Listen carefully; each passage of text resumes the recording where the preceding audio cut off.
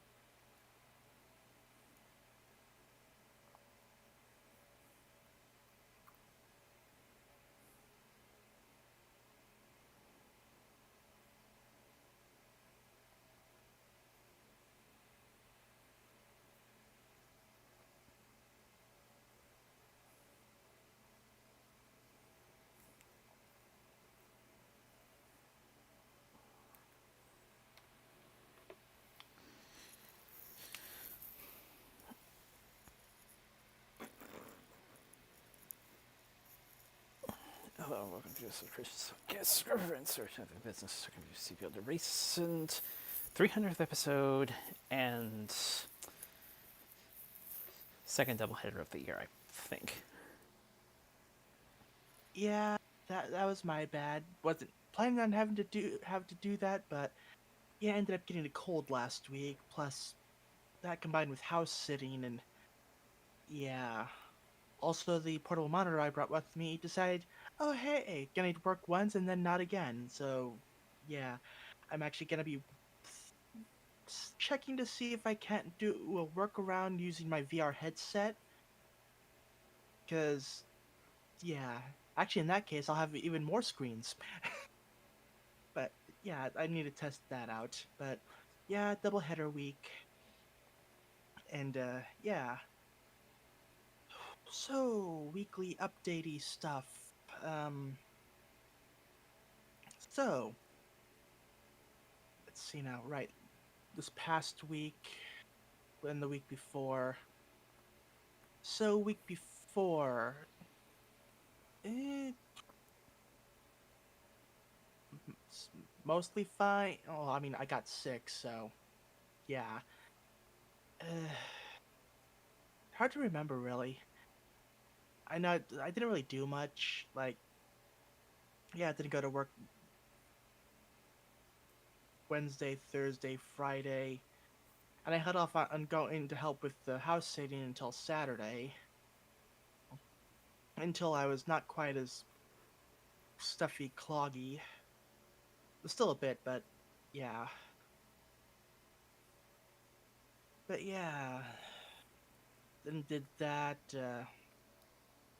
Spent most of my time just like chilling, playing on my Steam Deck, uh, watching animal shows or Japanese dramas, whatever my mom happened to have on. Well, she was also there. Uh, yeah. Then Monday I got home, and yeah, like 10 minutes after I got back. Okay, long story short, there's this cat that's been kind of wandering around the neighborhood, and my cousin's wife decided like, okay, it looks hungry. I'm gonna give it some food and water, and it kept coming back. So they ended up taking care of it for a bit. And 10 minutes after I get back, the cat's owner shows up. So it's like, oh, okay, sure. Then later that night, we finally get the kitten that they've been planning on getting, and turns out it is not a Maine Coon tabby. It's close, but it's actually a Norwegian forest cat. Yeah, built for really cold weather, gonna be able to climb really well, and can the males can get up to about around 20 pounds. But thankfully, it's only like I think 8 or 9 weeks old, so still really tiny. And thankfully, it does seem that like I used to have like cat allergies, but thankfully that seems to have mostly cleared up. So that's good. Of course, it's still small. It's not shedding that much, so we'll see. But yeah, that and this past week, um, yeah, I went back to work, did some Pokemon streams so I can get next week's videos set up. And I'm about one more Pokemon Blue stream away from beating that game, because today's stream I actually beat the Elite Four and the Champion. So I just had to take care of the final Pokemon captures and evolutions and stuff. Yeah, actually that might be like a smaller stream, because like depending on how long it takes, maybe I'll. Oh, no, I can't do the whole. Oh, you caught all the Pokemon thing until I get through Green because I still need to get the Bulbasaur line.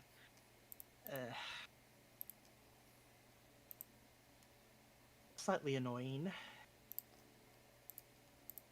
but yeah.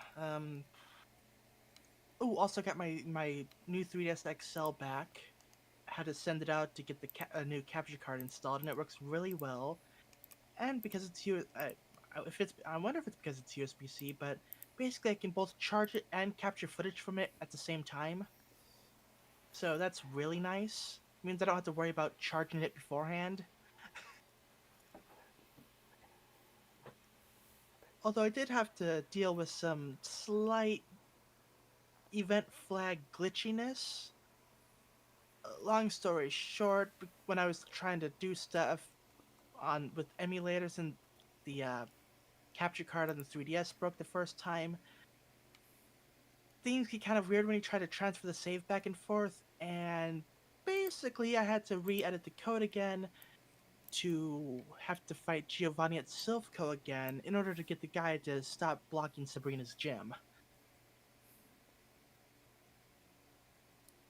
But yeah, I managed to get that worked out and beat 4 gym leaders in one episode.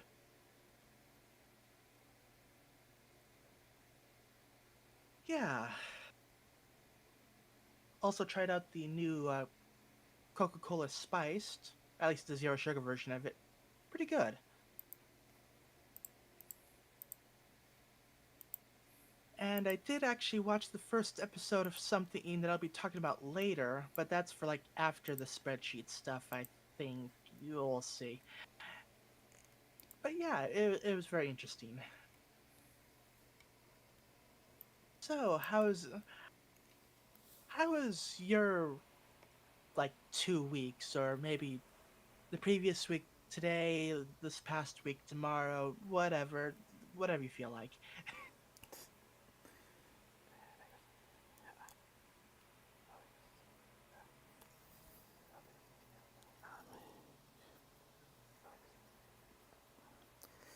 What the guy's been suggesting.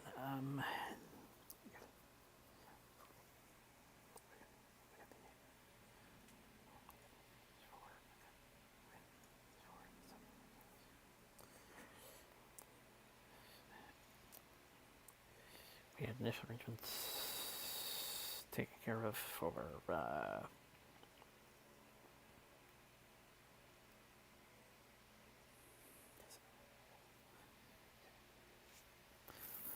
something technically this weekend, which I will be attending on the morrow.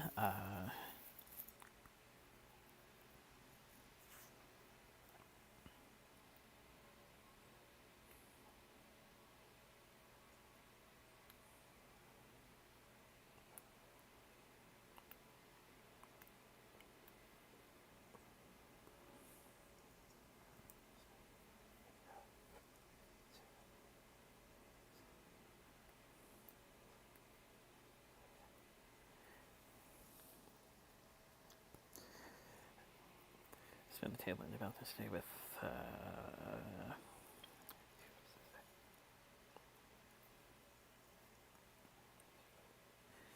different episodes, especially one that used to be tradition.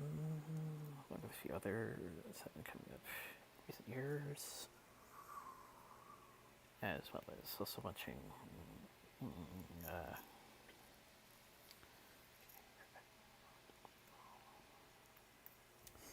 taking care of that most of it.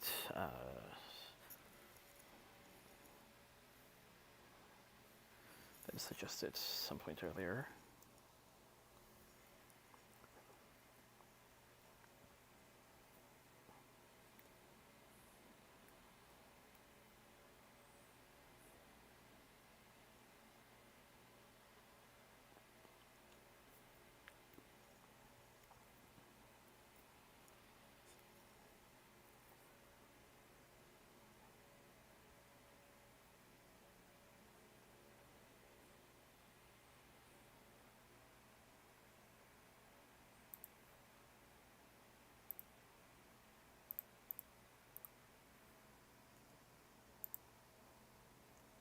Mm.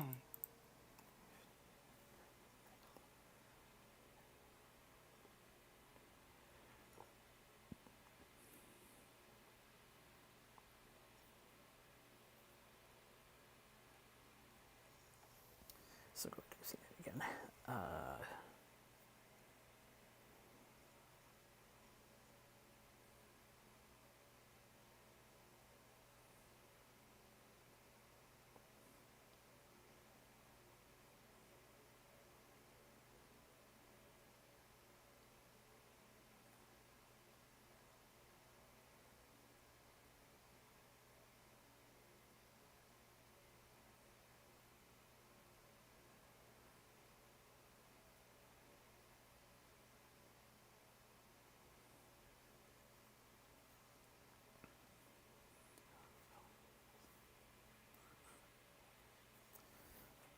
Following afternoon towards the evening was the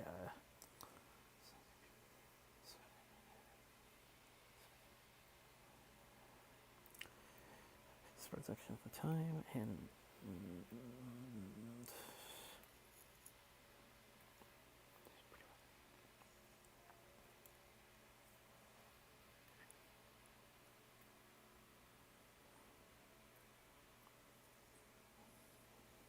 this created a bit of an interesting setup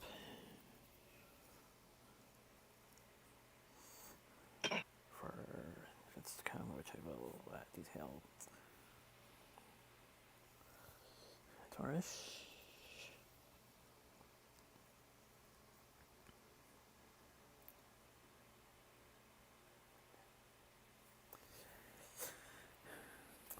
Last week rescheduling it, there being a bit of a blessing in disguise as I kind of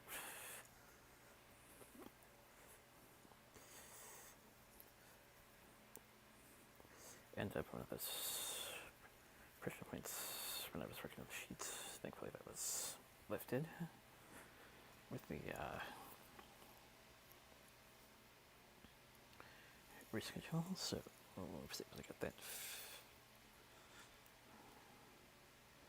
I was able to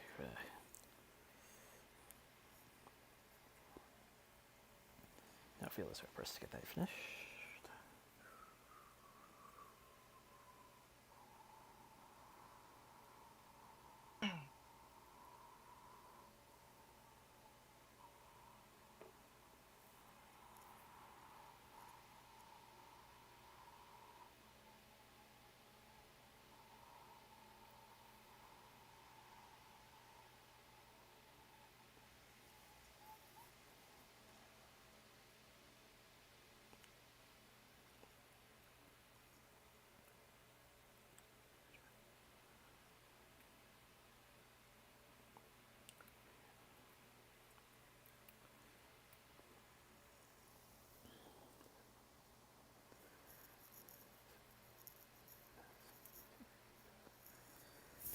There's something I didn't know at dinner that night, which is correct.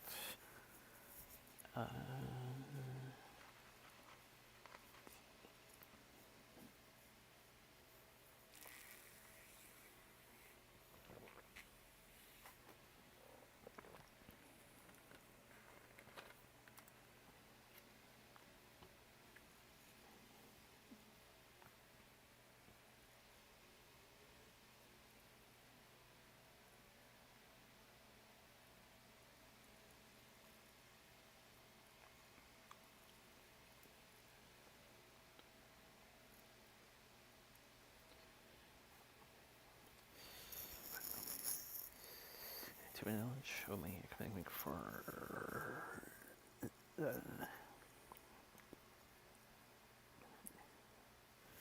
excavations. Probably gonna have the. Probably gonna have something similar to. That.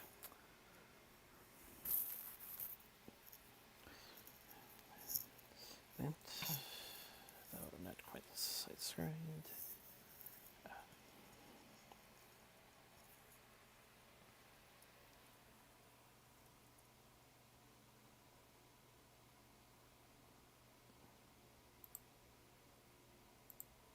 Mm.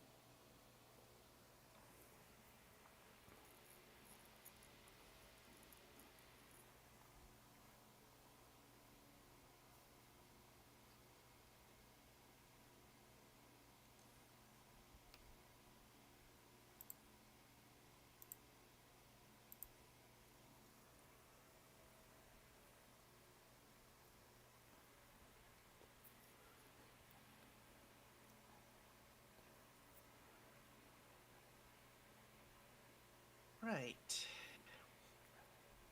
So, But yeah, that's sort of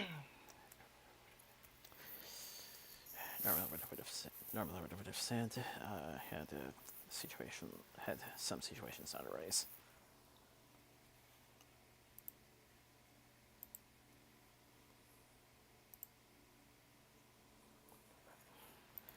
with a few exceptions, but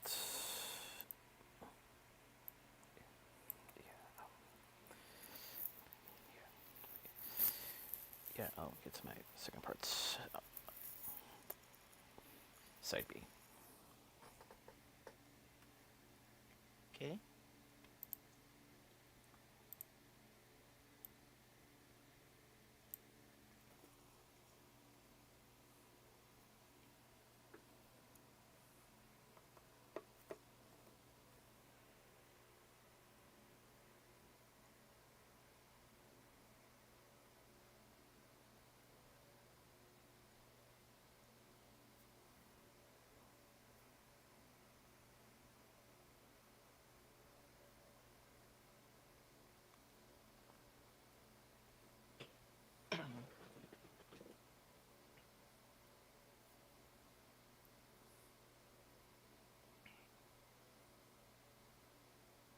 All right.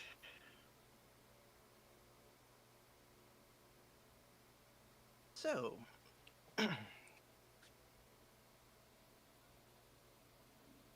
getting into, I guess, tonight's episodes, got some more YouTube pony. So yeah, Misty's hanging out with Izzy. Then suddenly, Breezy's. Yeah, apparently there's like this once in every 10 years event thing going on, the Swirl Pool Starlight. Basically, you, when called upon, you step onto the lily pad of destiny, and it's like basically it's like okay, here's a minor future foreshadowing, so, along with like oh yeah, like this stuff you did pretty good, you know. And I forget the pony that they were with, but yeah, she's happy, and Izzy's like, "Ooh, gonna do some make some magical stuff in the future, yay!" But Misty is like, "Oh, yay." Okay, she's still in her like kind of self doubt whole thing.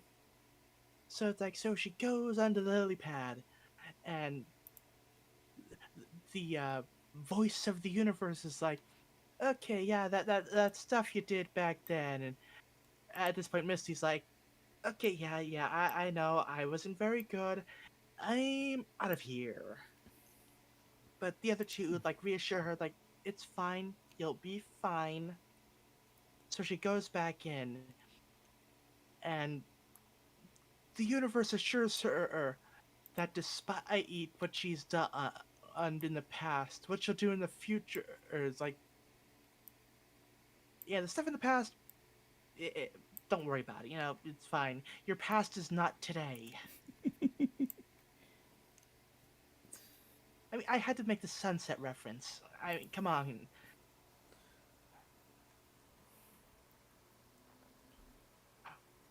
Former sort of villain working through self doubt, being like trying to redeem themselves and all that stuff. But yeah, so Misty's happy now. Like the universe itself has told her, like, you know, yeah, you dealt with some stuff, but you know, chill. You know, you're good. Literally. And yeah, so Misty's happy now. At least until the next bout of drama. But that's for another time.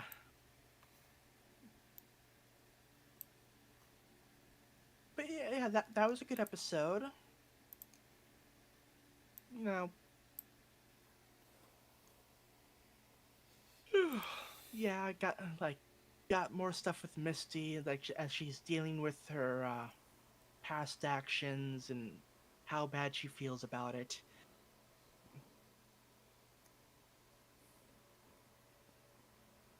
And then we watched an episode of the JP Patches show, which is like a improv comedy sketch kind of show.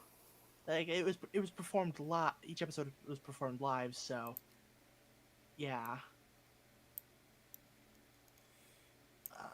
it was okay. I mean, there's like lots of little bits here and there, so it's like, eh,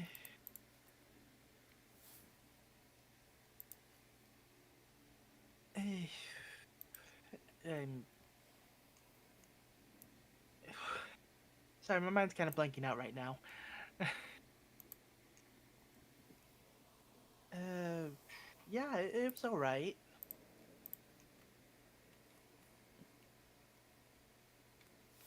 The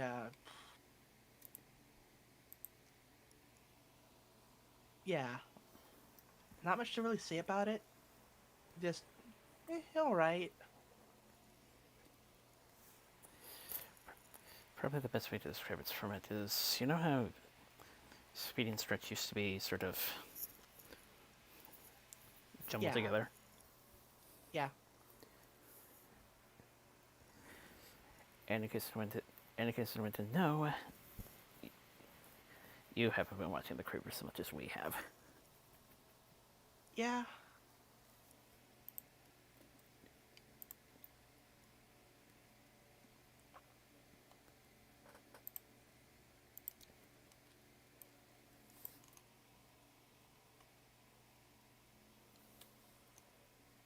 Like the one thing I took away from the show is that if you open the side door, it goes all ooga chaka, ooga ooga ooga chaka until you shut the door again. Like, oh no, not that, not the incoming uh, copyright violation or YouTube strike, or you get the idea.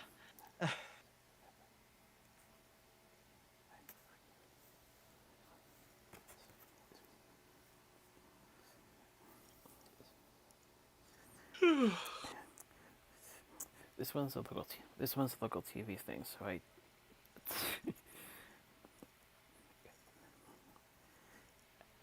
I'm pretty sure they would have had the rights. Yeah. No, I'm and as far as like it actually being a video up on YouTube goes.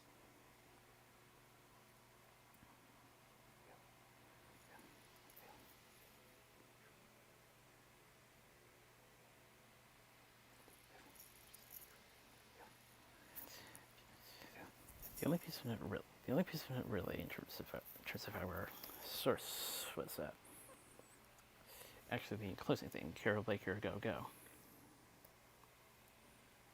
Yeah.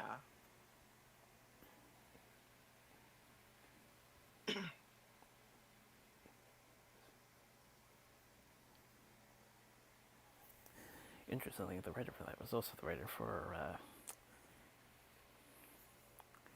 one of the Batman themes, as well as the Odd Couple theme. Ooh, okay.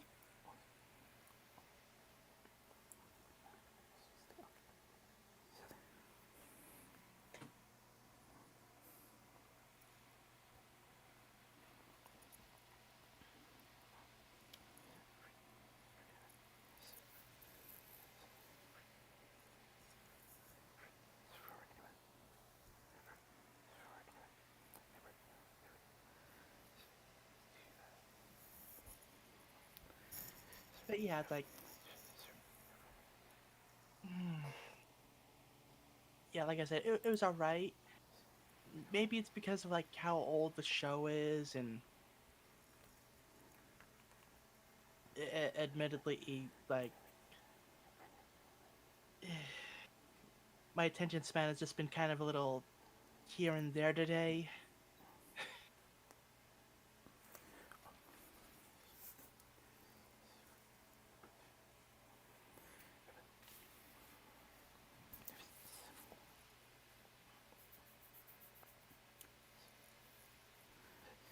But yeah, it was perfectly fine. Although I admit I did see one of the things coming. It's like, okay, yeah, we got he doesn't have a car license. And my mind is like, because he doesn't have a car. And what do you know? Doesn't have a car. Like, yeah, yeah.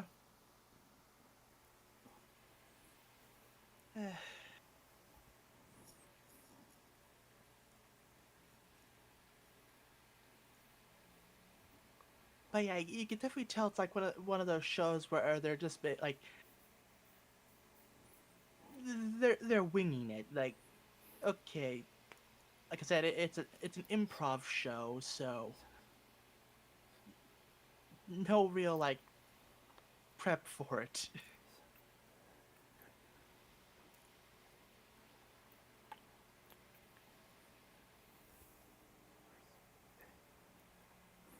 There's some sentence of plot resection, one of the plot resection, starting off with a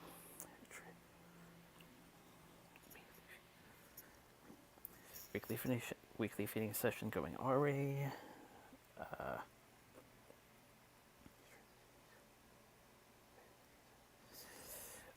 that transition starts.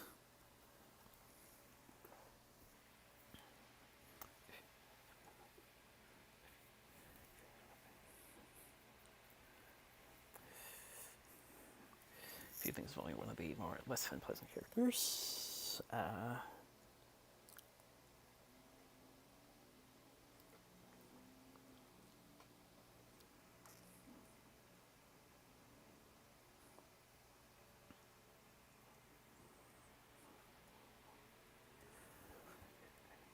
So sorts of it. I wouldn't be surprised if at least one of those, if one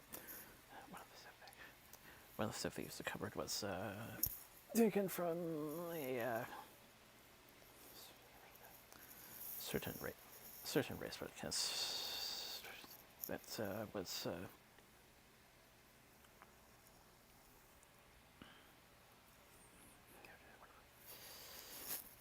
noted at one point, given that it was once a sports that had some local significance. Hmm.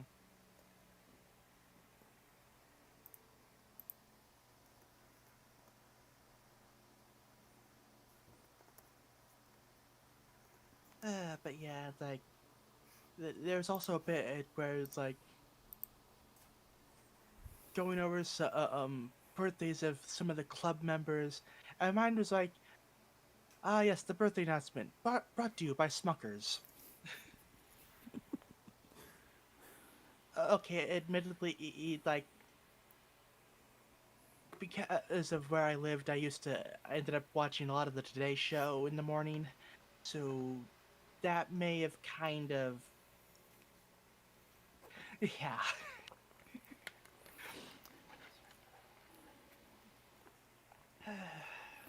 But yeah, not bad. Wouldn't be surprised if that was a bit of an homage.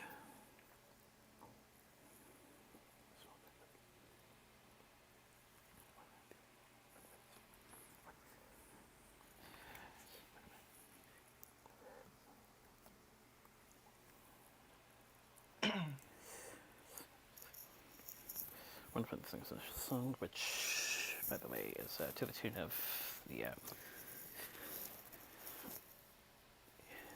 a classical curly tune, like Seashore and Sing Perfect Harmony. Mm-hmm.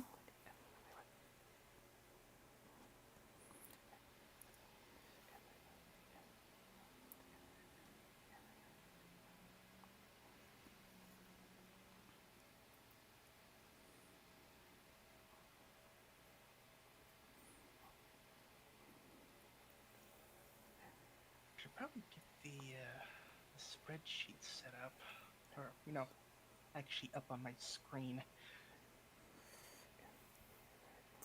And the device, by the way, also had a secondary use in other episodes, but I will save that for the time.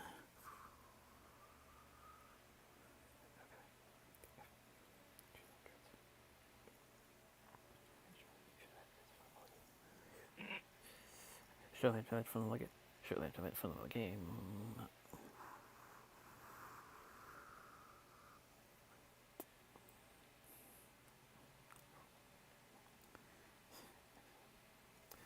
Until I actually saw the context in full, I wasn't quite sure exactly what the hit was.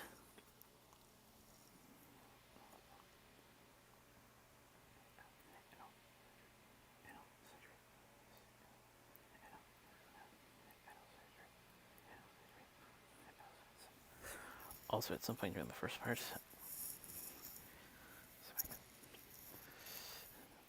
as mentioned before, some of us had taken wind of musical tracks, and I said that was actually the first instance. That was actually my introduction to that tune. Oh, okay.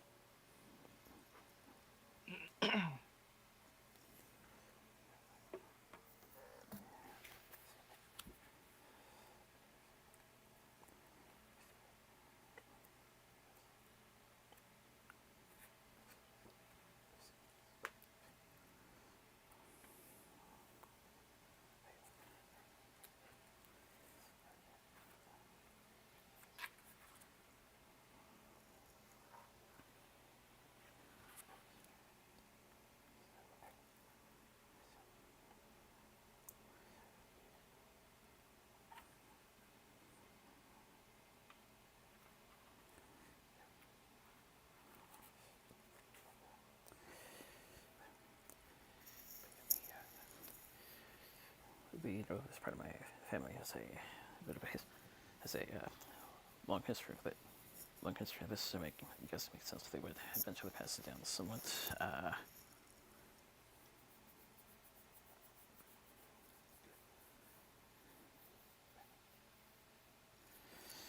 Don't know if they still do it, but it was back when kids used to be tributary while calling out funding.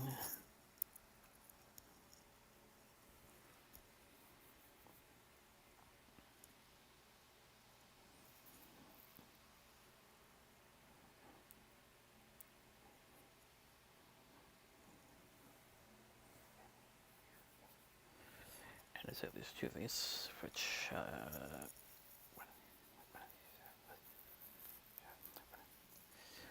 starting out playing let's look here. This was a different character for each one.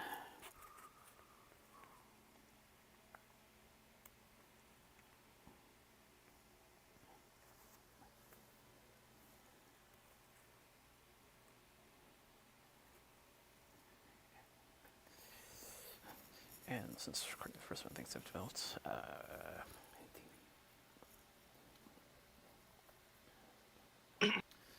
DVD above a little figure with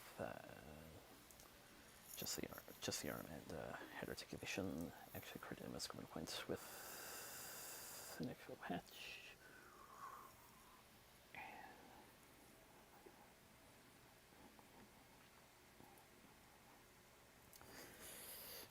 And just in time, in case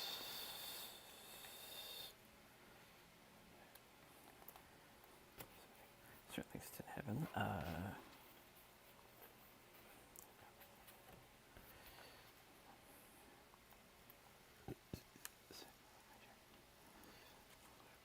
Special book, which is coming in age notes. Actually came in before. We're not doing that tonight.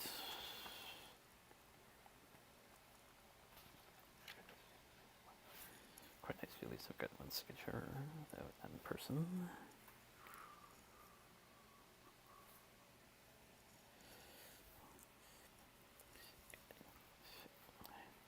And something is checked from the library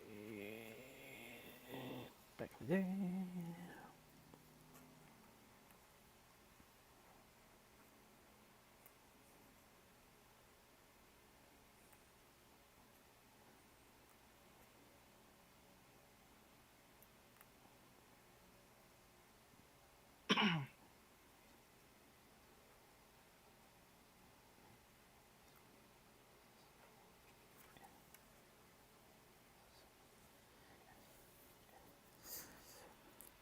And interestingly, there's been a few guests on the show, so from locals, so from any possible locals.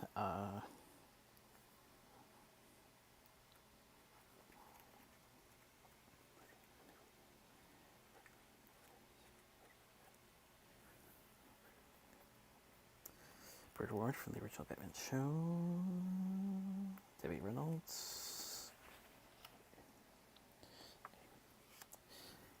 and even Mr. KFT himself, Colonel Sanders. Oh, wow.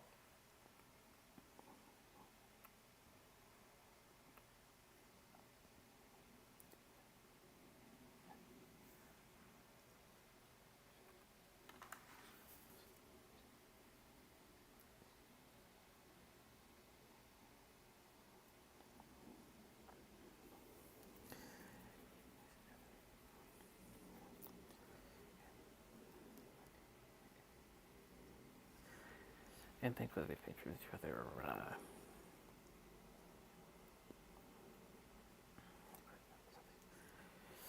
local personalities of the time. Briganville, in person, Captain Puget,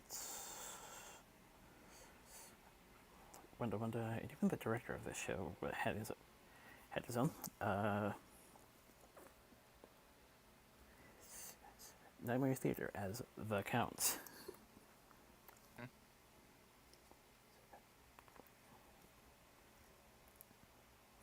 That was a bit of a little connection.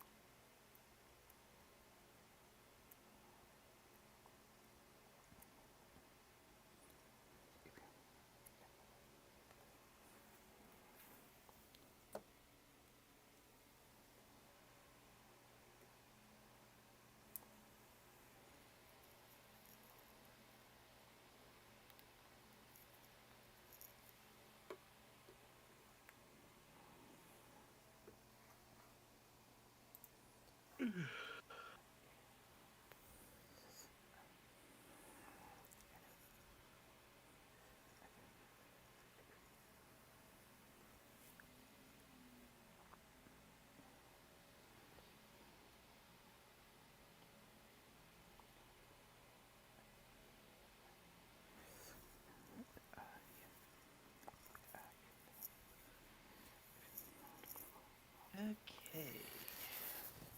But again, my Pacific Northwest spread of the family was pretty young. pretty young points.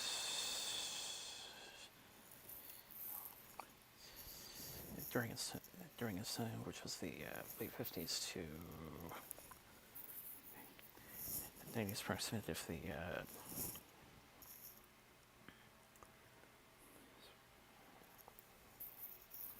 certain home unit materials I needed to go by.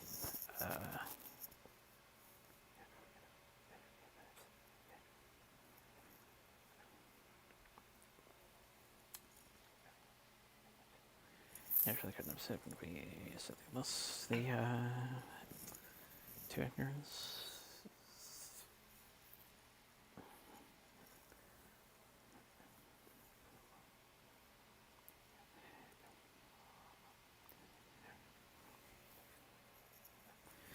But yeah, feeling slightly better knowing that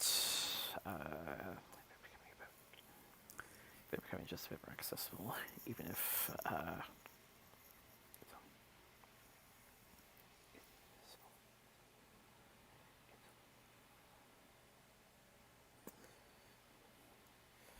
similar to before, it's only a certain audience that will best remember.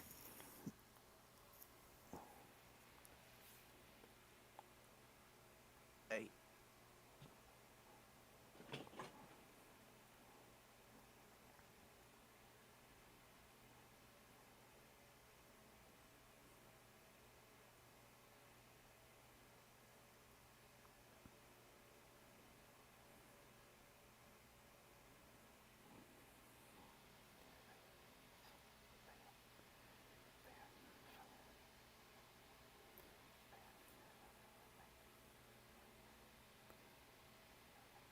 right. Getting into some news. Apparently, after the sales of the PlayStation 5 failed to meet expectations, Sony has said the console's entering the latter stages of its life cycle. Which, I mean, makes sense. It's been out for a while now, so it's at the very least in the second half of its life cycle.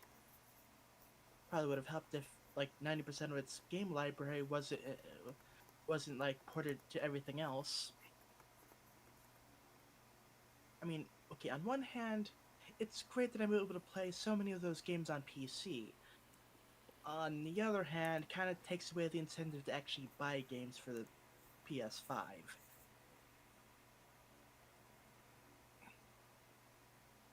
Admittedly, I don't have a PS5, I still have a PlayStation 4, but that whole 90% of the console's library being accessible elsewhere thing still stands for that one as well.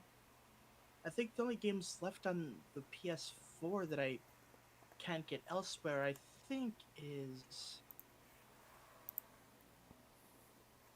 JoJo's Bizarre Adventure Eyes of Heaven. I think that's about it. Even Kingdom Hearts has been ported over to PC. Mind you, still waiting for it to get it ported to Steam, but I mean, there's other games that have been Epic Store exclusives for like 3 years, so here's hoping one of these days. But yeah. Then again, there are rumors of like another new PlayStation portable type thing, so oh, who knows? That could possibly work.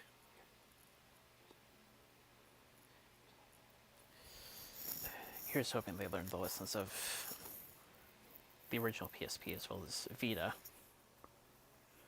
Yeah, none of that proprietary memory card shit. Because you just know the fans will find a workaround sooner or later.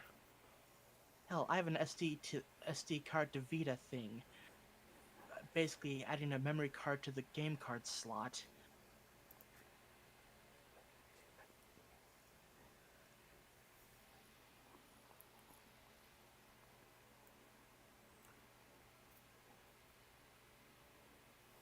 Like, yeah, you may be losing out on some money from memory card purchases, but on the other hand, if people don't have enough memory to fit all their games, they may decide like, I'd like to get this game, but then I have to delete these other games. Like, Plus, it's available elsewhere, so eh.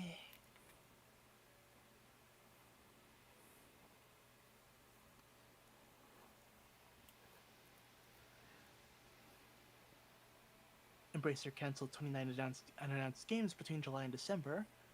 Ongoing restructure resulted in cutting 1,400 jobs. More cuts could be coming as it enters the final stretch of restructuring plans.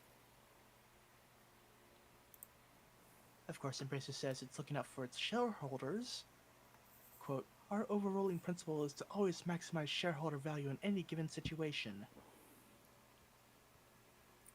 Wow, they just blatantly state it. Yeah, we don't care about our workers. We just want to make as much money as possible. Which, I mean, that's kind of a given being a business and all, but typically people just don't outright state it like that.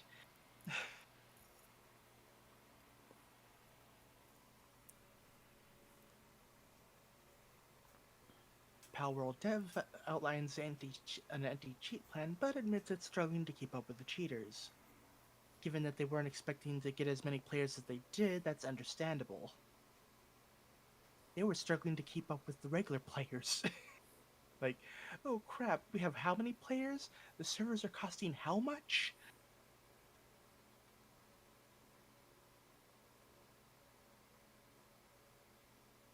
A Tomb Raider fan remaking the original games was hired for the official remastered collection. See, that's what I'm talking about. When you have people in the fandom doing amazing work for your IP, hire them!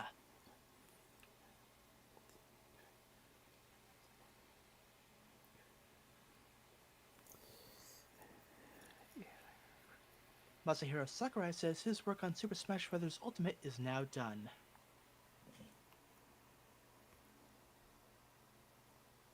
Baldur's Gate 3 used enormous patch 6 adds new and randomized kisses for every romantic partner and a whole lot more.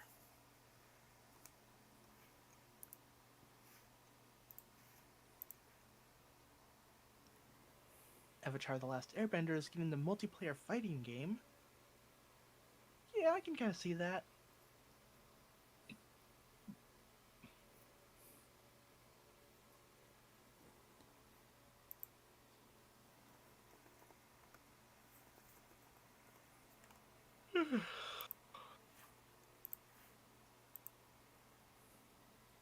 A Mario Party style Demon Slayer game for Nintendo Switch gets an overview trailer. Huh. You know what, I think Demon Slayer game, I don't exactly think Mario Party, but I mean, hey, it could work. Ooh. The complete manga adaptation of Legend of Zelda Twilight Princess is now available to pre-order and on sale, or at least on sale as of last week. Not sure if it's still the case, though. And, wow, we're only now getting the Twilight Princess adaptation? Oh, it's a box set. Okay, that makes more sense. Okay. And it's a 11-volume set. Going for about $112.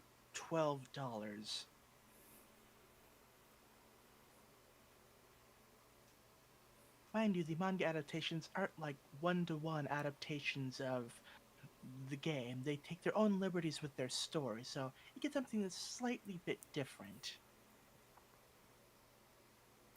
And there's like 2 Link to the Past mangas. So, yeah. I believe one of them was made by the same guy who made Kamen Rider. Wait, oh, I was on the wrong page. Okay.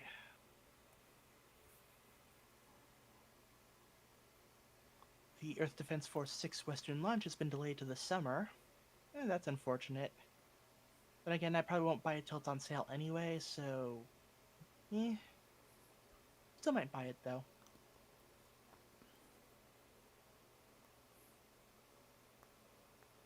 Doctor Who showrunner Russell T Davies calls the heavily rumored Fortnite collaboration a complete myth.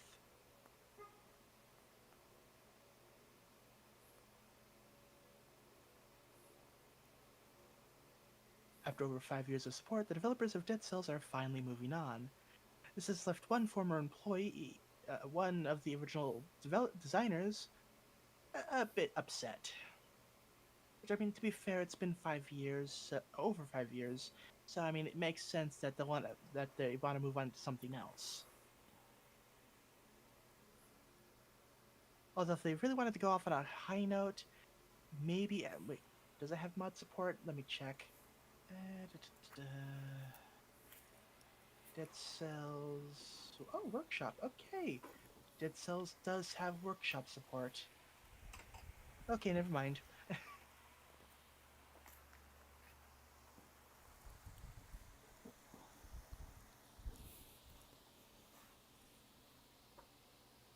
The dark history of the reincarnated villainous manga gets a TV anime.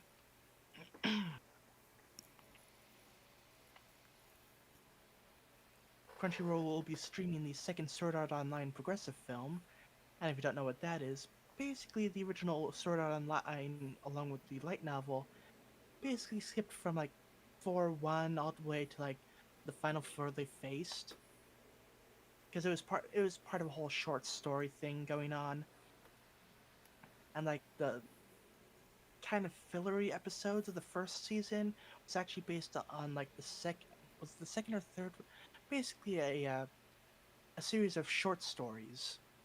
Now the progressive light novel and manga and the films are basically filling in those blank spots of the earlier days. Because even the original author realized that, yeah, kind of going from floor 1 to floor 75 in the span of one light novel, that was kind of rushing things a bit. So good on him.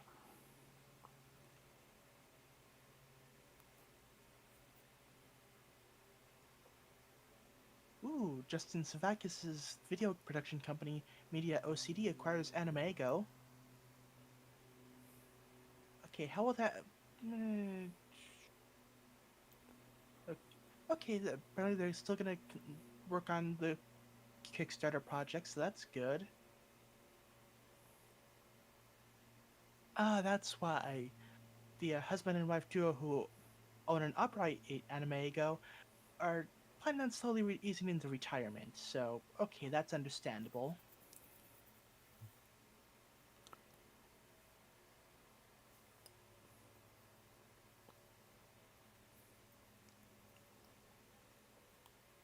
But yeah, they have like a lot of like the decent 90s classic series, so it's good that they get to continue going on.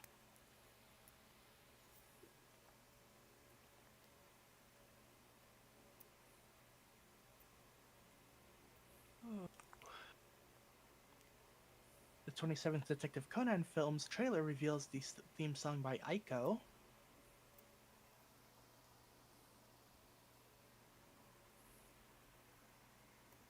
Wow, lots of anime announcements. Uh, Crunchyroll will be streaming a new 4-part documentary on Studio Bones.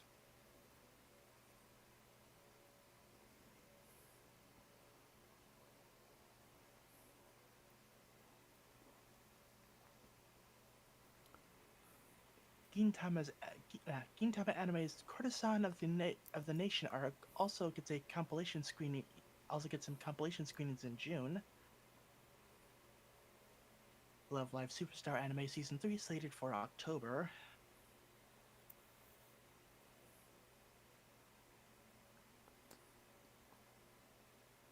Quality Assurance in Another World TV anime delayed to July. Look, I need to make note to check that one out because like I just love the idea of like, oh yeah, in Another World, like yeah, I'm here for quality assurance. Like, okay, this passes standards. You're good to sell it.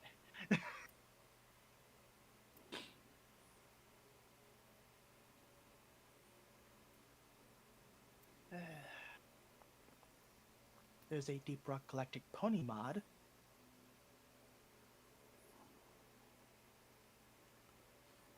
Then again, like it feels like there's a pony mod for almost anything that has mod support.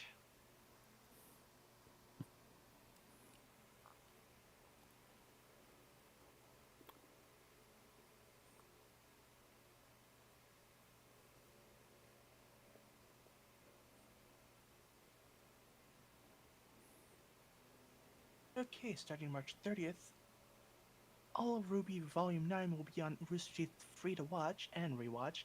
They also have some bonus content for first members. Cool. Really need to get into that series. Like, I've been meaning to for a while. Just kind of, eh. Ooh, WD. WB Discovery won't sell Coyote vs. Acme to a rival in order to avoid embarrassment if it was a success.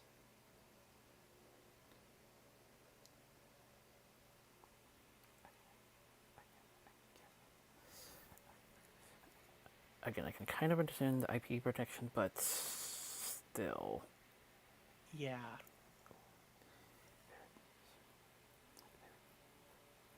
Their attitude screams Konami versus PT debacle. Yep.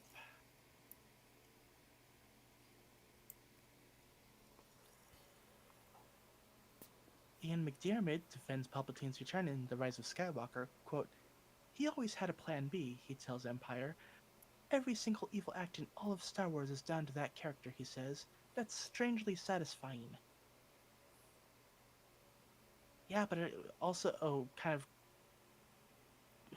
it also kind of cheapens things too. It's like oh, at this point you have to ask like, oh, new Star Wars thing. Oh, is the Empire behind? I mean, is Palpatine behind it again, or like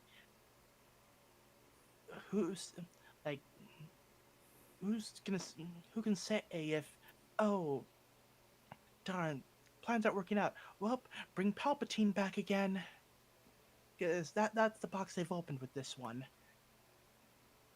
Now it'll always be that nagging voice in the back of your head, and it's like, oh, this is pretty good. But is Palpatine the one pulling the strings again? And that kind of, yeah.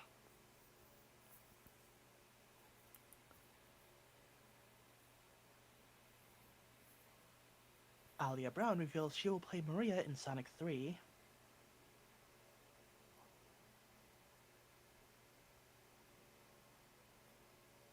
The trailer for X-Men 97 has been released. The series premieres on Disney Plus on March 20th.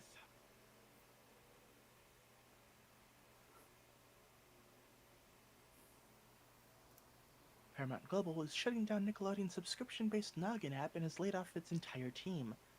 The app will be phased out soon and its programming shifted to Paramount Plus.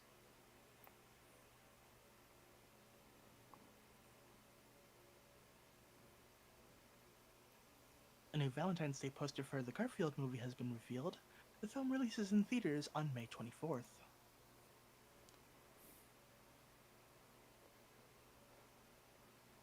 Disney and Papercuts will release children's comics based on multiple Disney franchises this year, such as Frozen, Encanto, Turning Red, Disney Fairies, 101 Dalmatians, and Phineas and Ferb.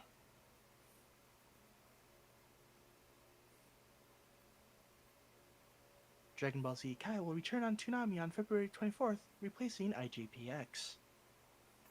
Wow, they were still playing IGPX? Huh.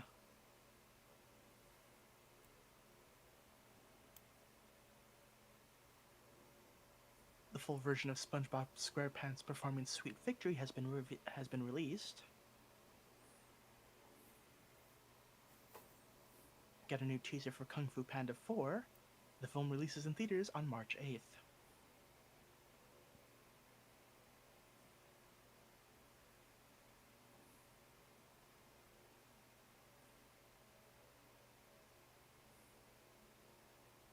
Nicolas Cage is in talks to return for the live-action Spider-Man Noir series.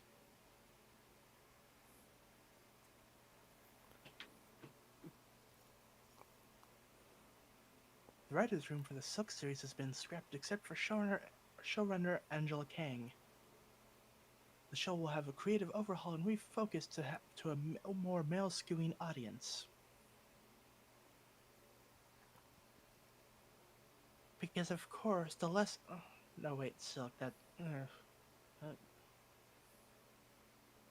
okay, Spider-Man spin-off thing, so that would be Sony. So yeah, it comes down to the lesson they learned from, whatchamacallit, the, Spider-Man spin-off film thing with no Spider-Man in it. Madam Web, yeah. Yeah, once again, the lesson they took away from it is, oh, it fails because it was too female-based. Like, no, it failed because A, you're trying to do a Spider-Man spin-off thing with no Spider-Man, or at the very least, Spider-Man isn't in continuity with any of your other stuff. B, from what I've heard, the script wasn't all that great. C, oh, you cast this young person as Madam Web. Have you seen Madam Web? You should have cast an older woman for Madam Web. Like, she's supposed to be like the old, mysterious mentor type.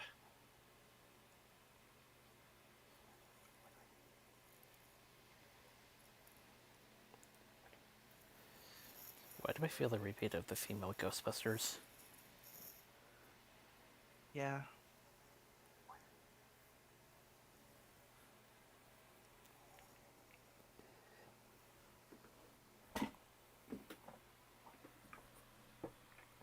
Hasbro's shopping the film rights to Clue to multiple studios. I mean, why? We already have a perfect Clue movie.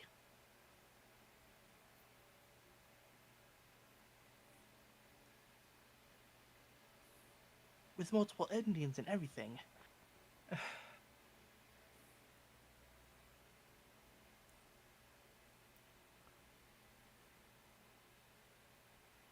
Nintendo will now reportedly launch their next console in Q1 of 2025.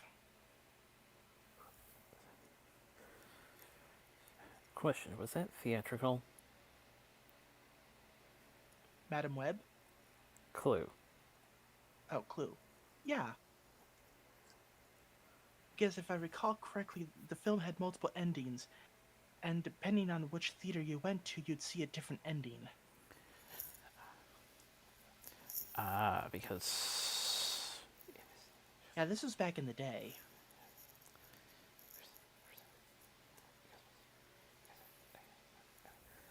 I was about to say, with how introduced stories are nowadays,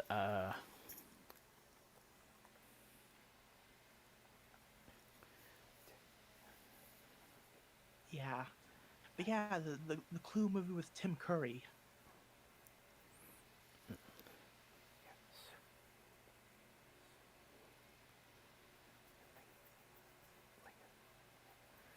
my guess is it's in the same vein as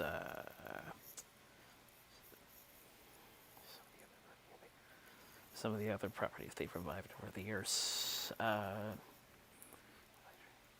Transformers had animated and now live action, and there was Pony Gen 1 and then Gen 4. Yeah.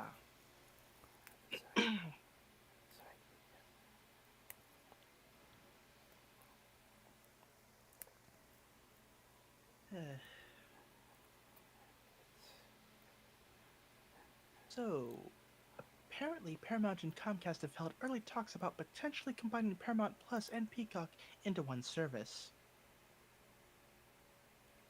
It's all slowly returning to cable.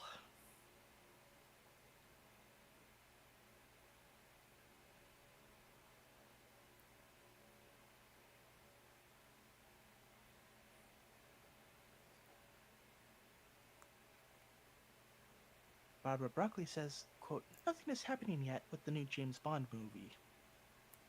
Yeah, that's fine. Like, you want to make sure, like, you have something good to work with, so you don't want to rush it.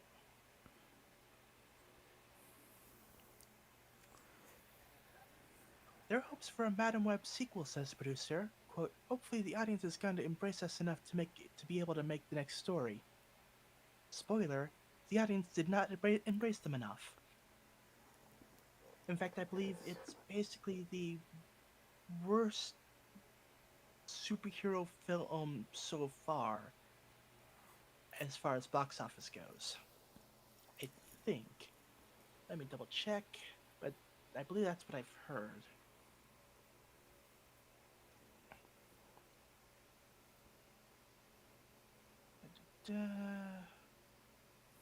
Okay.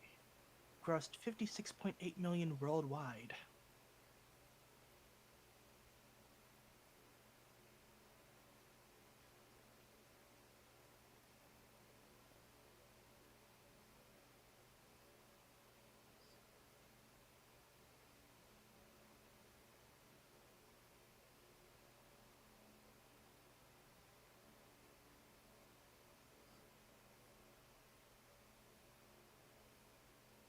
Uh,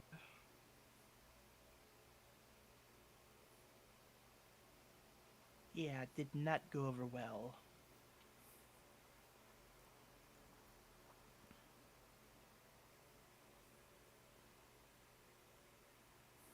So apparently the producer of Madam Web also thinks many book movies are struggling now because they feel like homework.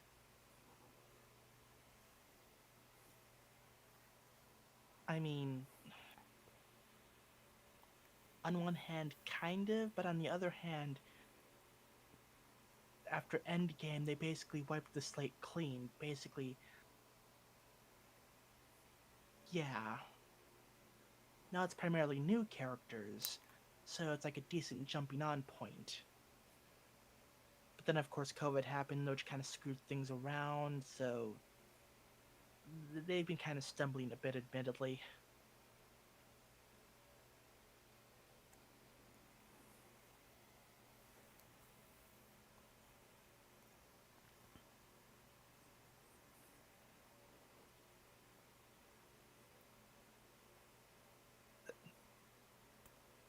However, the first trailer for Chicken Nugget, a new series about a man whose daughter is turned into a chicken nugget, releasing March 15th on Netflix. What?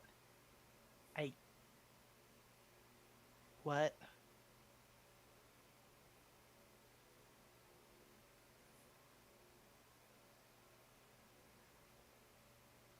Uh, okay. So that just sounds like the kind of thing that whoever proposed the idea was stoned, whoever accepted the proposed idea was stoned, and it's like everyone was high as balls because a series about a man whose daughter is turned into a chicken nugget. If that doesn't scream, oh crap, I am so freaking stoned and high and everything, it's not even funny.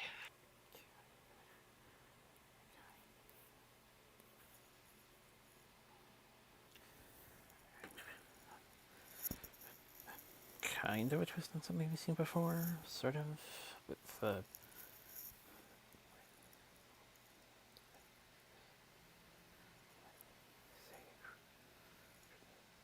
say a cursor, you're trying to complete something, and you only have a certain amount of time to do it. Yeah. Most of the time it's been living beings. I guess in this case it's more objectual, inanimate Hmm. objectual. Right.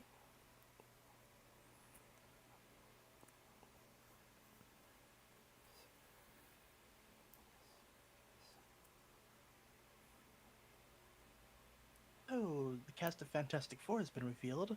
Pedro Pascal as Mr. Fantastic, Vanessa Kirby as Sue Storm, Joseph Quinn as Johnny Storm, and Eben Moss Backrack as the Thing. I apologize if I butchered that last name. Yeah. Also, apparently it's seemingly set in 1963, so how they'll manage to work that into current Marvel universe, I don't know. Because that seems like quite a bit of a time skip, if you ask me. Also, apparently, it'll feature Herbie, not the love bug, but they had like a little robot companion. I think it was featured in the cartoon because Johnny Storm was being used for something else, so they couldn't have him there. Plus, like, superhero whose whole thing is being on fire was probably not a good thing to showcase to kids back in the day. So, yeah.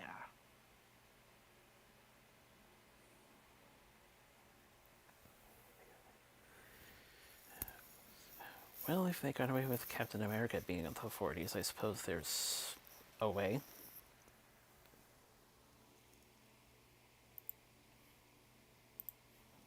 But Captain's whole backstory thing was like his whole literal backstory thing is like, yeah, he fought in World War II and then was frozen for decades. He has that excuse built into his backstory, so they could have made the Marvel movie is like 50 years from now, and that still would have been fine to bring in Captain America because he was frozen the entire time.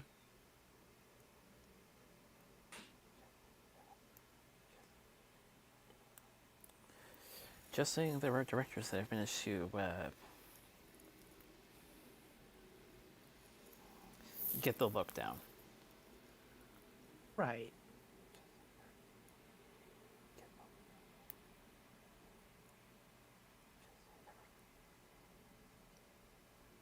But yeah, speaking of Madam Web, apparently Dakota Johnson says that the script went through drastic changes after she signed on, that even she couldn't tell you what the changes were.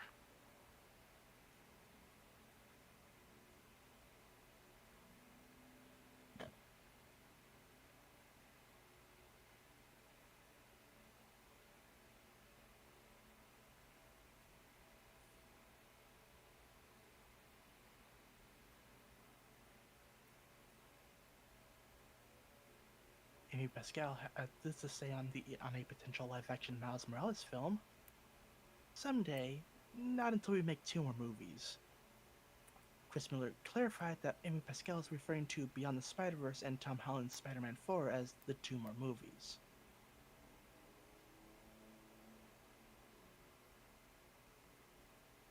Mark Ruffalo will not be in Captain America Brave New World. Sources say he misspoke in the interview.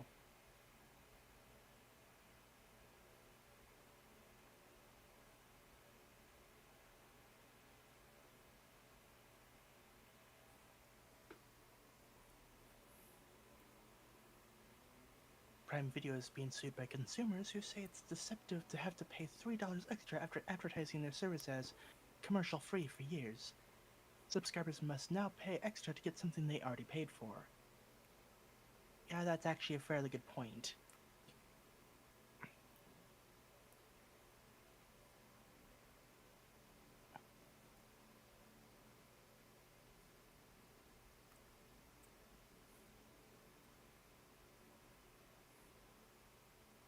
Deadpool 3 is titled Deadpool and Wolverine, in theaters on July 26th.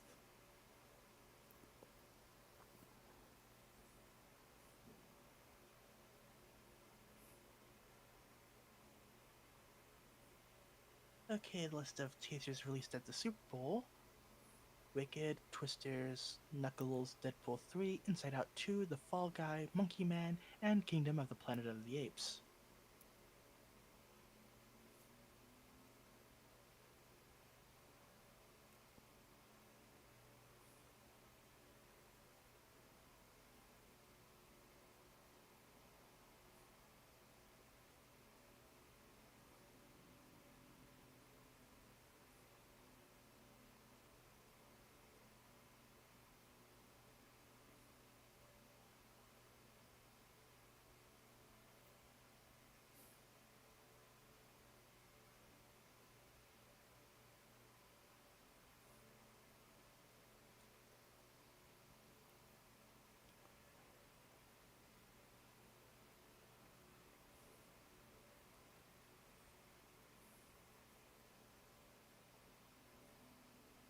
apparently One Piece and Fantastic Four are rumored to be coming to Fortnite. At this point, I wouldn't be surprised.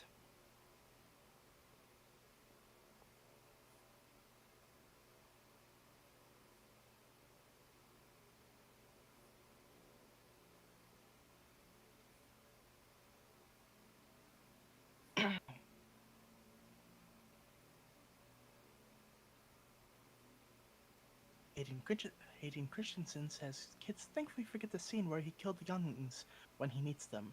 Quote, there's not any fear or intimidation. They're just excited to meet Anakin. That just makes cutting them down that much easier. Uh,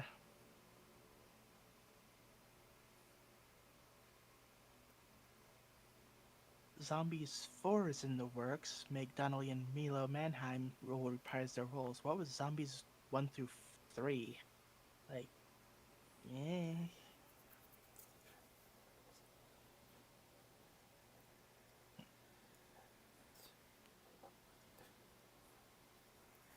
There was a TV spin-off type of deal, if I remember correctly, but Ah, I can't remember if it was either Nickelodeon or Disney Channel. ah.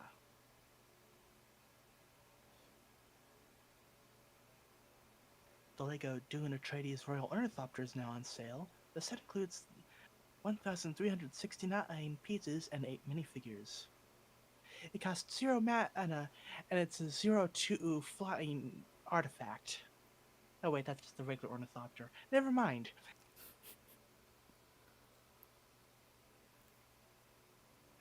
Magic the Gathering.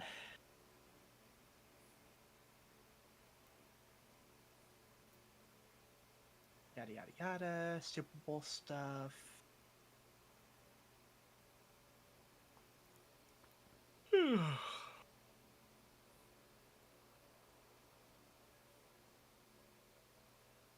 Hey, apparently the Fantastic Four film has been pushed back to July 25th, 2025, the same month as Superman Legacy. Oh dear. Hmm. That that could be an issue.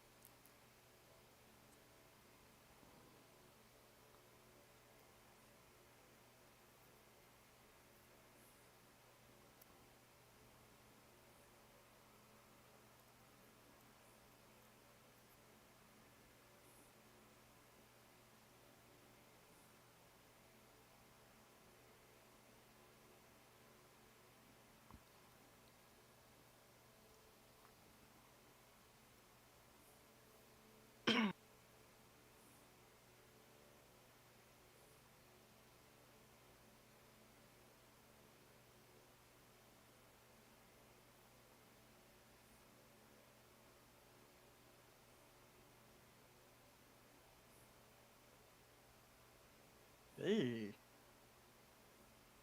Like the new My Little Pony Mirrorball plushies have been revealed, and ooh, yeah, not the best look.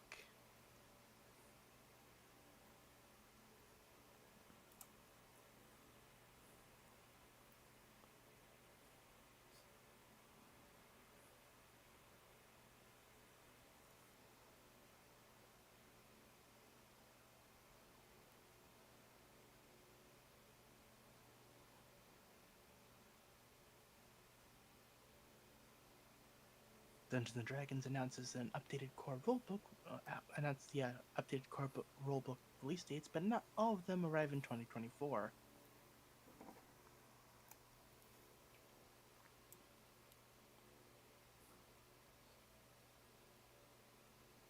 The Sims 4 adds Vitilgo skin feature and free update.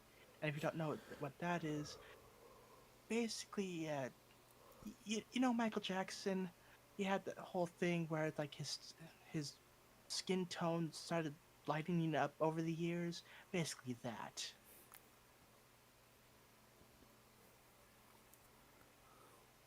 So you got like the darker skin with blotches of lighter skin, and yeah.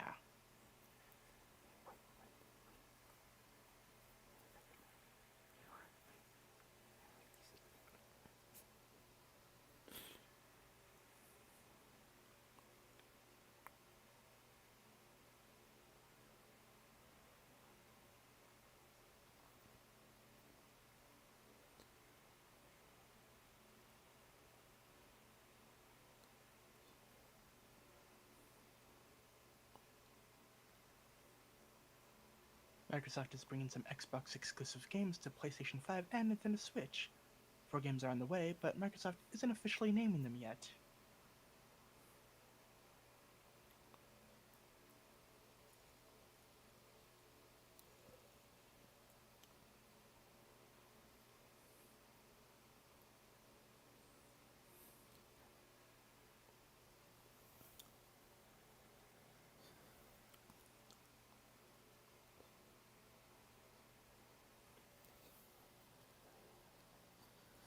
One of the planetary concept science was shared on LinkedIn.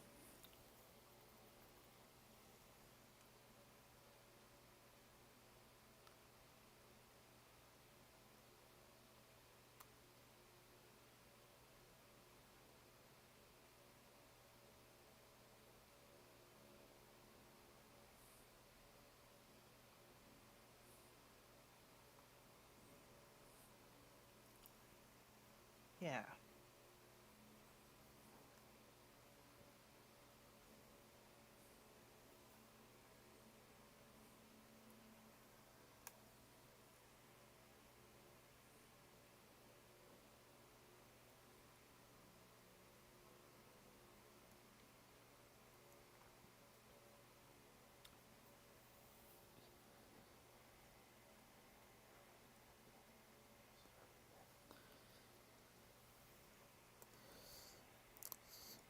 Eastward Time movie continuing the push towards Robertsdale.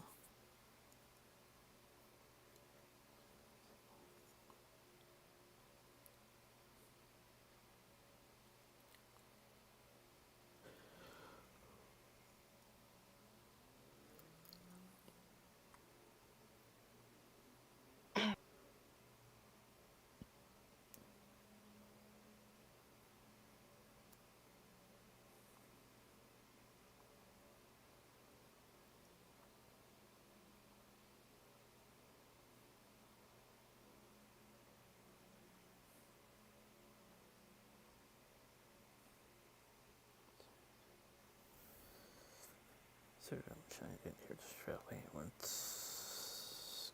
Three tops and how to commit it in two for the categories. Mm.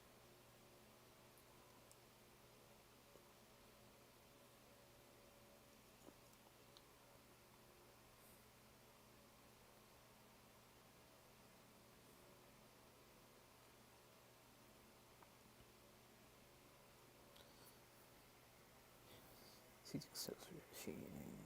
B17 driving wheels.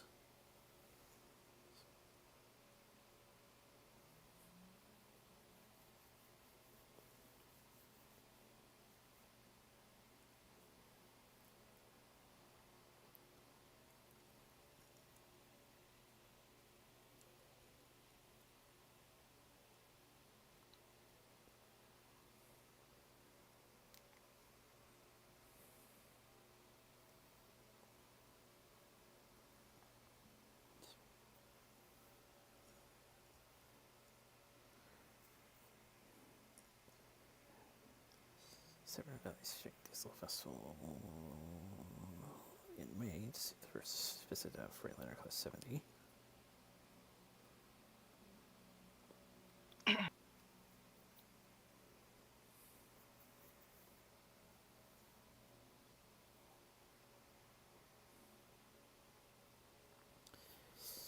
Met no Liche finally at the Oregon Rail Heritage Center.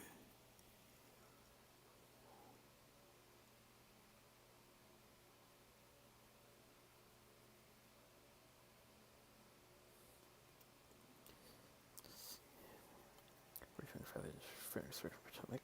Heritage locomotive added to CSX fleet.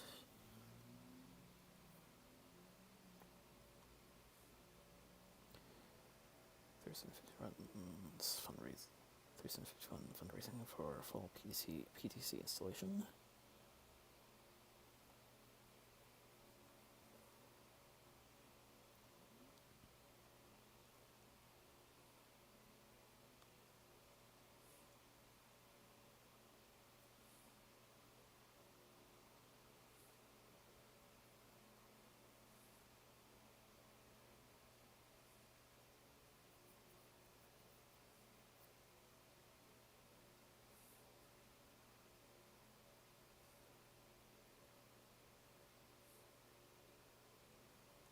Warehouse, which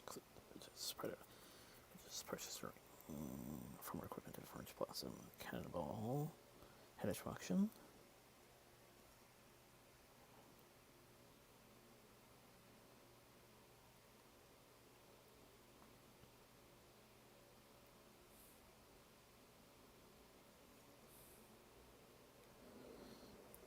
Little River Toast 50th Anniversary Doubleheader.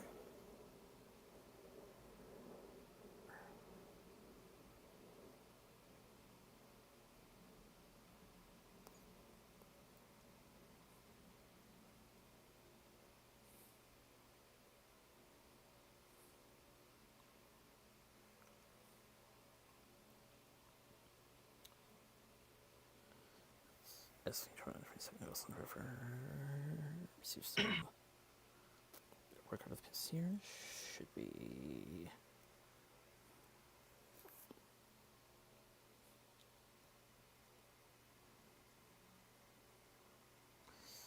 back on the Oregon coast for the 2024 season.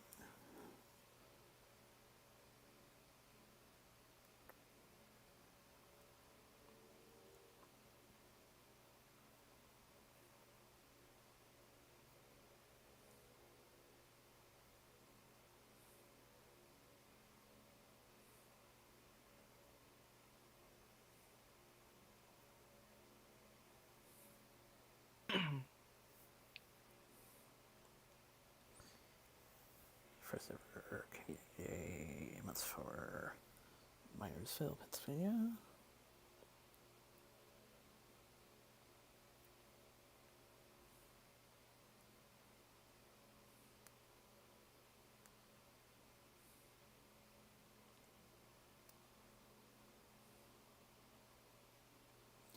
To park the Celtic, decorate the samples revealed.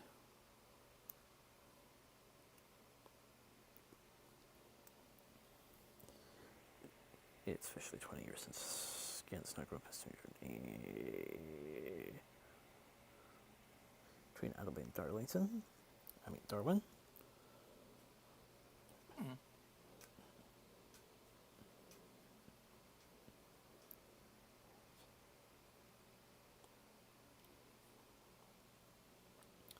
The image for runs towards Wellington.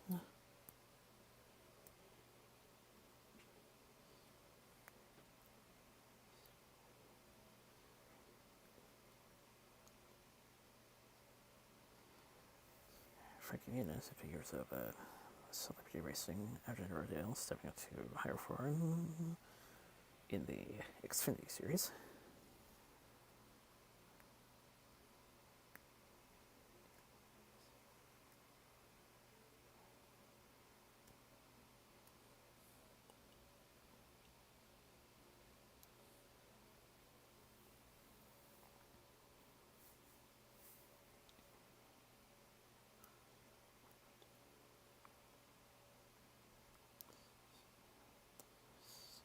And our condolences for this week on Mattress friends family of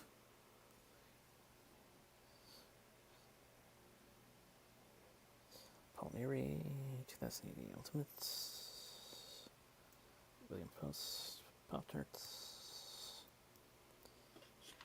Kevin Kipton, marathon world record holder. Alec Mills, British cinematographer. King Kong Biff's 30 Daylights License to Kill. Ellie Dorfall.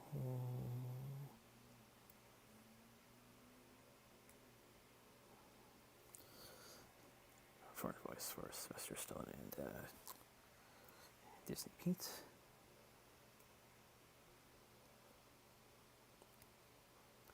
Fulton Creek Kendall, San Francisco 49ers. Yoshitaka Murray Ama. Credits Suikoden and was lead on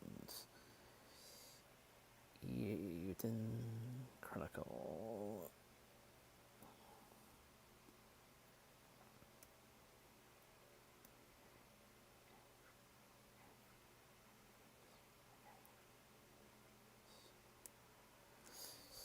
And one of my Japan's at least for technically last week.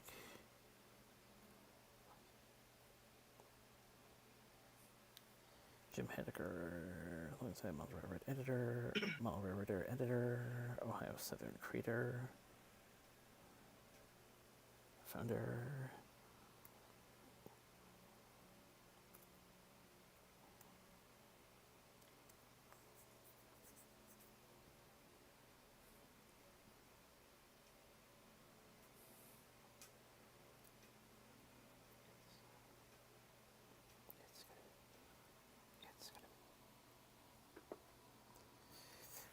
It's gonna be another one of those drastic comic shifts.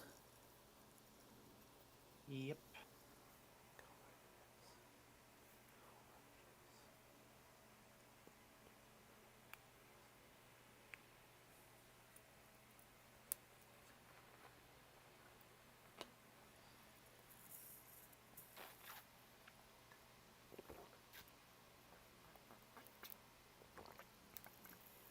So, I actually checked out the first episode of Pokemon Concierge on Netflix. Ended up watching it with in Japanese with English subtitles. It does have an English dub. I just, if you don't know what a concierge is, somehow, basically, it's like a hotel or resort employee whose job is to assist guests by arranging tours, making theater and restaurant reservations. Basically, they're there's like kind of they're there to help. They're there to help out. So yeah, I got Haru, who's like after just a horrible week, ends up going to the Pokemon Resort to work as a concierge. And yeah, for the first day, it's like, okay, for your first day, relax, walk around, have fun. But Haru's like, but job, I want to do good at job. I, what am I supposed to do? And through the day, she hangs out with some of the other employees and eventually learns to just, chill a bit, Stop. You're thinking too much about it. Like, it's a nice resort. The whole deal with the place is, you know, just kind of chill, And it's all done in this really nice kind of claymation style for the most part. Like for like the humans and some of the Pokemon, although the Pokemon that are more furry, they actually did kind of like a whole felt animation thing. I just like it looks so fuzzy and it, the art style just works for it. It's like really nice. Plan on checking out the other episodes, but yeah, it's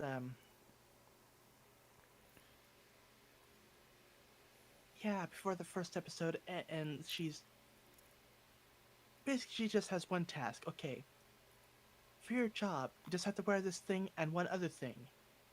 Get yourself a Pokemon. And like, huh. And by the way, the show has been kind of teasing slash foreshadowing it, plus, the advertisements. I'm guessing she picks the side duck that's been popping up from time to time. Which, okay.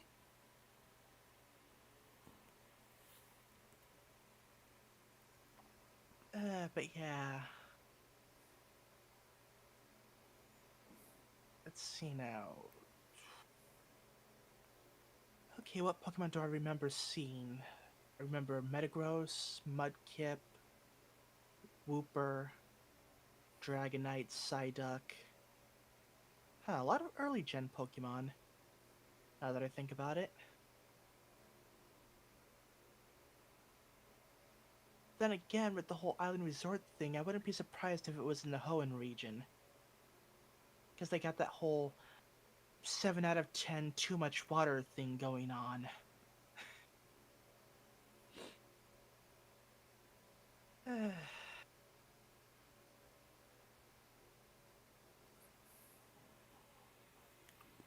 But yeah, it was really nice. The voice acting was good. Like I said, I did watch the English a little bit, but I don't know, like something just felt little bit off. Like maybe the lip syncing wasn't quite as good as I was expecting. Then again, with the whole kind of claymation thing, that is a bit more difficult to work with. But I don't know,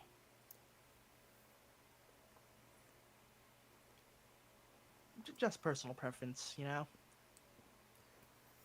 yeah, I liked it. I recommend checking it out.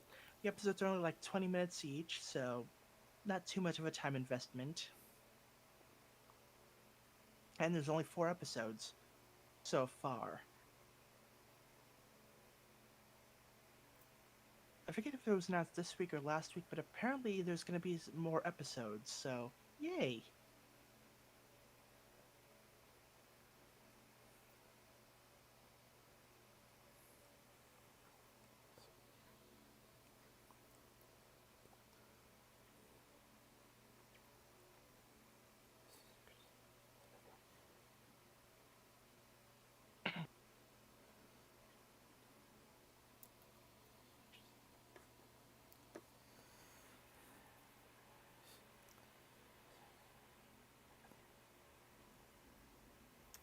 For some reason, Chris, there's another, but there were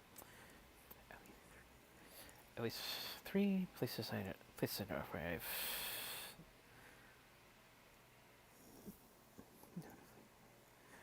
none of the whole concierge character and position at the hotel and all that.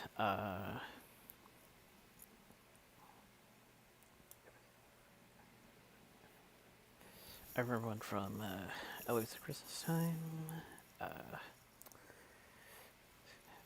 there are 2 in the original Sweet Life seasons, and I think most of us are familiar with Tim Curry from Home Alone 2. Yep.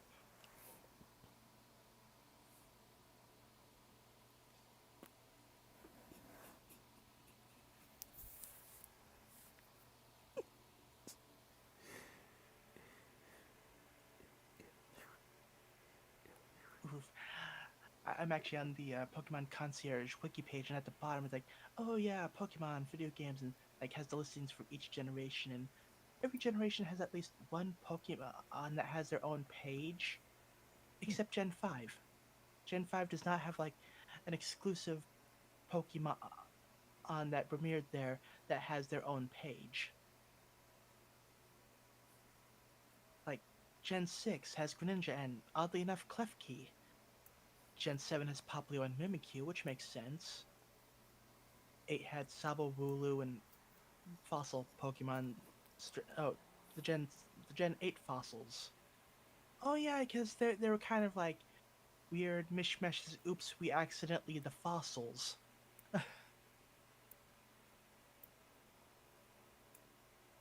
And of course, Gen 9 has Tinkaton, which is fair. Tinkaton is adorable. But yeah, nothing for Gen 5. What Pokemon came out in Gen 5? Eh,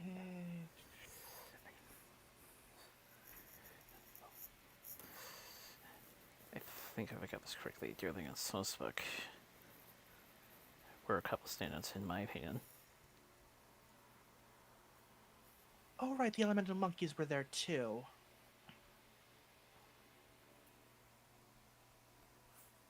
I kind of forget about the Elemental Monkeys. It's like,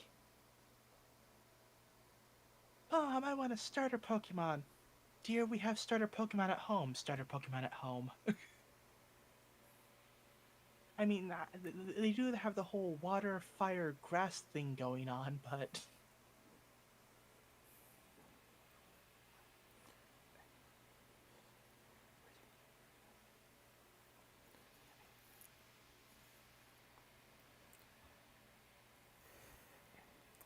And I'm just reminded that I need to actually sit down at which point I actually get through the whole Victini movie, because admittedly, I was mostly keeping an eye open for Deerling and Snowsbuck. yeah. Actually, I'm surprised Zoroark doesn't have a page, because, like, Zoroark premiered in Gen 5. Mind you, I suppose most people will consider Zoroark to be like a cheap off-brand Lucario, but still.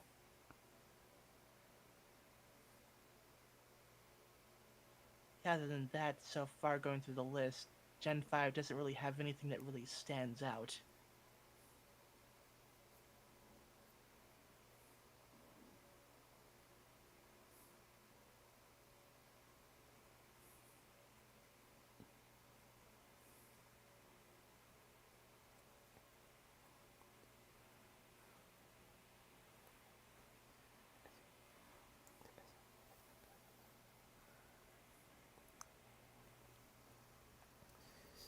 As you can tell, Oh, that's unfortunate.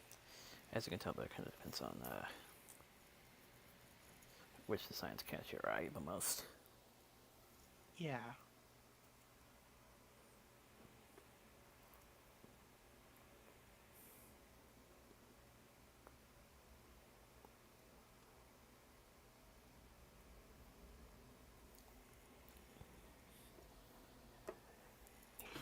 Hmm.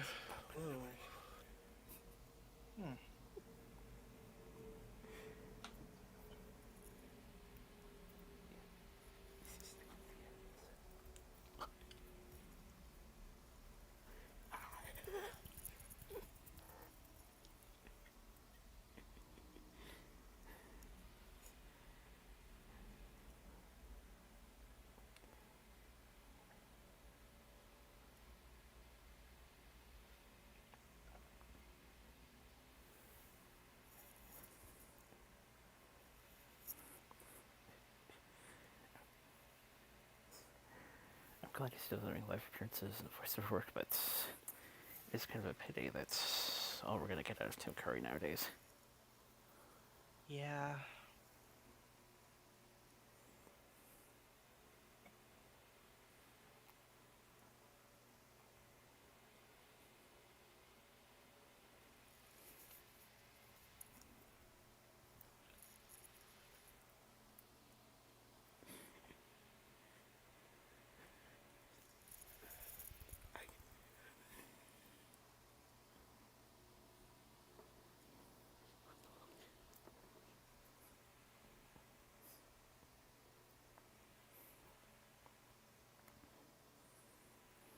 But yeah.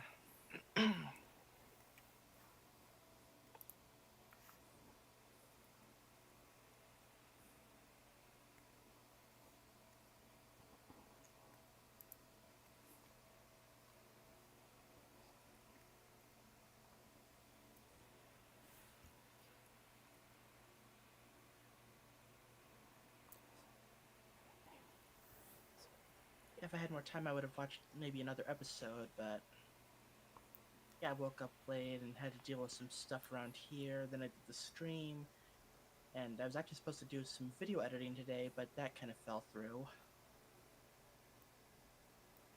don't know if I'll be doing anything tomorrow. Like, I know there's talk of like maybe going into work on Sunday and maybe helping out with some more paperwork, but I haven't gotten the call about that lately, so I don't know if that's still happening.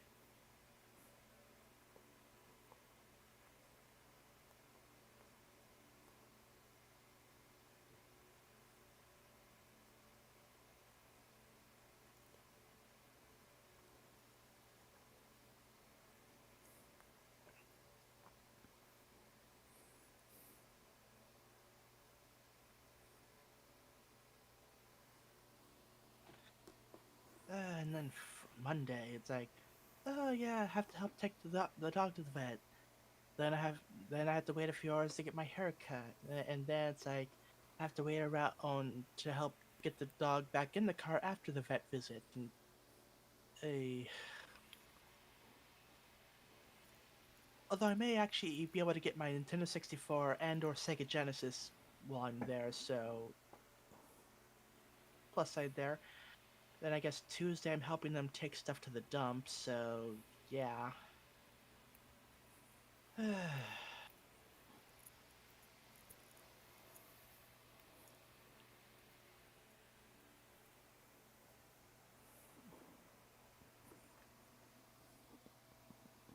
But yeah, like I said, I woke up late today, and so I was surprised when I got to Safeway and they still had some of the Saturday samplers available. Ended up getting a free thing of Pokemon on Spice, not Pokemon, Coca-Cola spiced, uh, and some plant-based chicken nuggets. 'Cause I mean, hey, free food's free food. Won't say no to it. Yeah, I had it with some rice and vegetables. It was pretty good.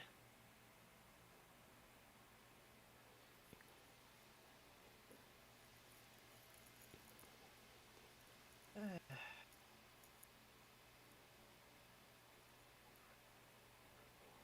yeah.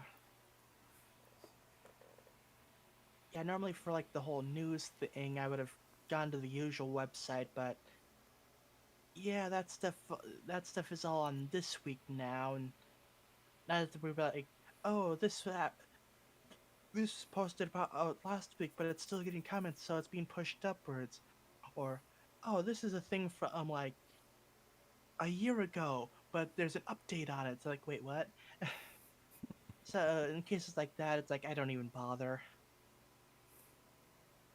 If something from last week pops up in the 10 or so pages I look at, I'll mention it.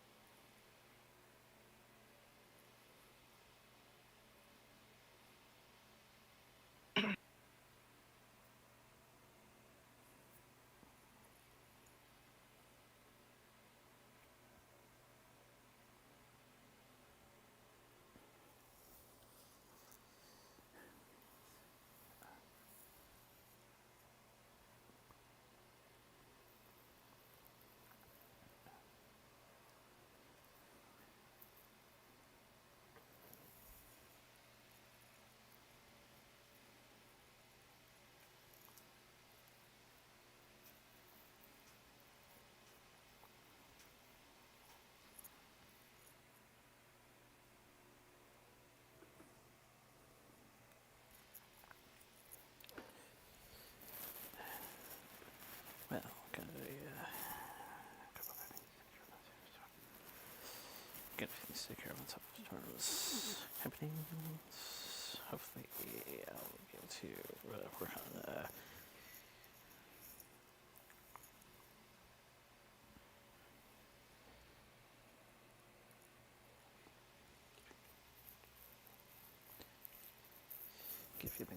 Just wait to sort it out.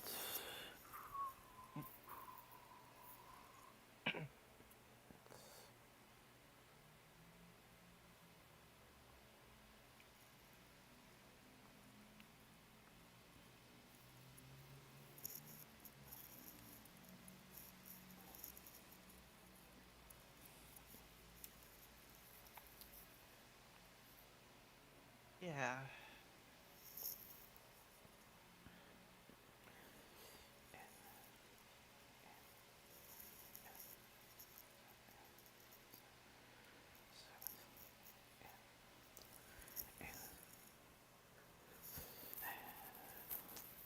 And until their flip side, which hopefully I'll have taken care of things that are coming to mind.